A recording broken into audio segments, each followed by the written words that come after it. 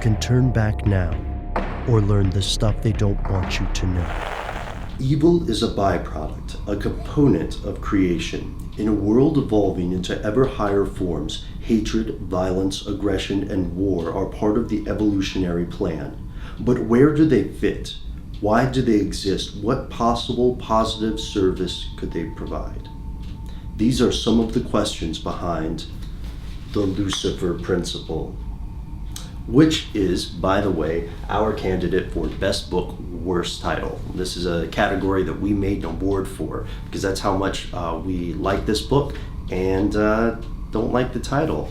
Hey everybody, that's Matt behind the camera. I'm Ben. That makes this Stuff They Don't Want You to Know. I've just got a quick update here. Again, this book is written by a fellow named Harold Bloom.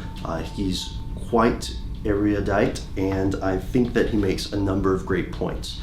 This book is, the subtitle is Scientific Expedition into the Forces of History. So the questions that Harold Bloom asks in here are things like, what drives some members of a society to fail? What unknown forces do we typically perceive of as deleterious or harmful to society, and how are those forces, like the aggression between groups of rival religions or something like that, how are these forces part of the great game of evolution?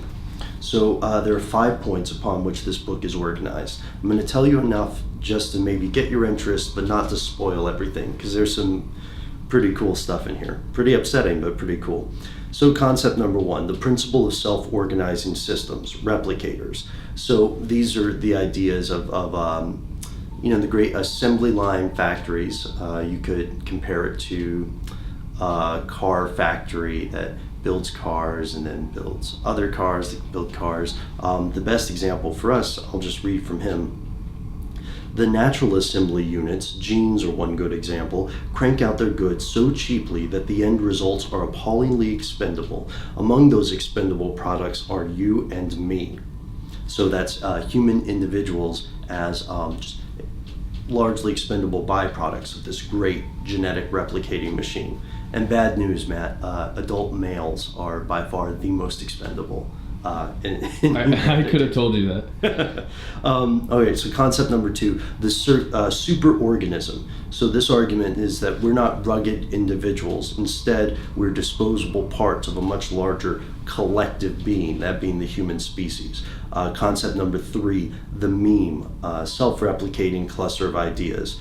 So these are, according to Harold Bloom, visions that become the glue that holds together civilizations, giving each culture its distinctive shape, making some intolerant of dissent and others open to diversity.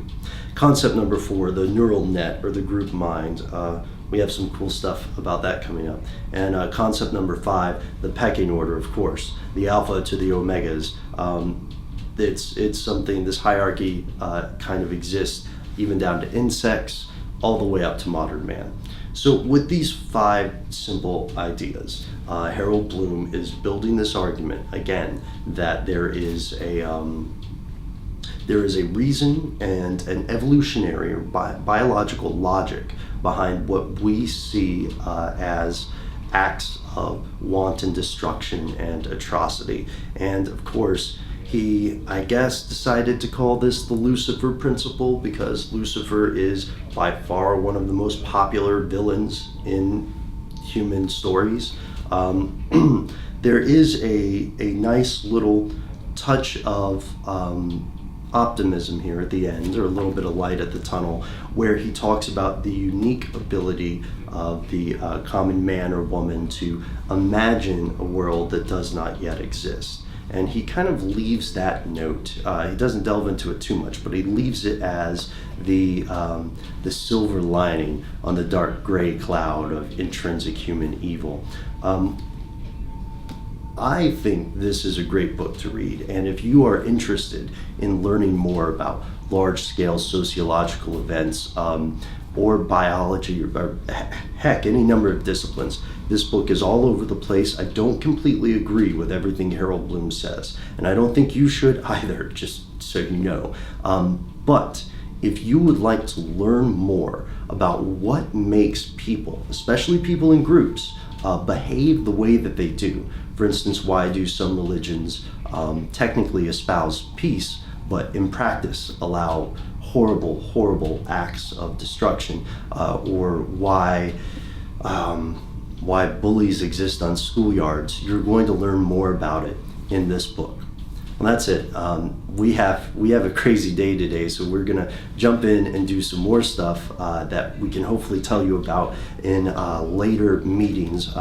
But until then, we hope you enjoyed watching. As always, thanks for giving us your time. Write to us on Facebook, drop us a line on Twitter, send us a good old-fashioned email at conspiracy@discovery.com.